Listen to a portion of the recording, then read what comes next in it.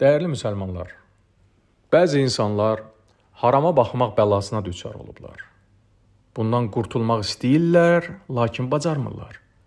Bura həm canlı kiməsə baxmaq da aiddir, telefon və ya televiziya vasitəsilə haram görüntülərə baxmaq da. Bu cür insanlara nəsihətimiz budur ki, birincisi, düşünsünlər ki, uca və nöqsansız olan Allah onları görür. Yəni, bu günahdan uzaqlaşmağın ən effektiv və təsirli yolu budur ki, insan harama baxmaq istəyəndə düşünsün ki, bu an Allah məni görür. Uca Allah Quran-ı Kərimdə Əl-Ələq surəsinin 14-cü ayəsində buyurur ki, Ələm ya'ləm bi ənəlləhə yara. Məgər o bilmir ki, Allah onu görür?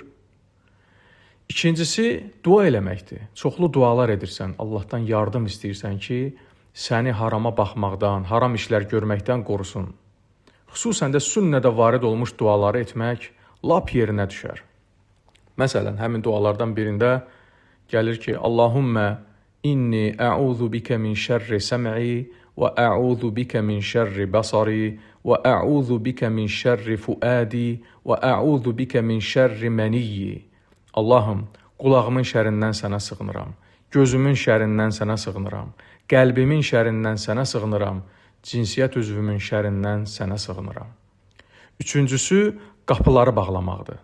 Yəni, sən bilirsən ki, müəyyən qapılar, müəyyən səbəblər var ki, onlar səni harama baxmağa sövq edir, səni fitnəyə salır.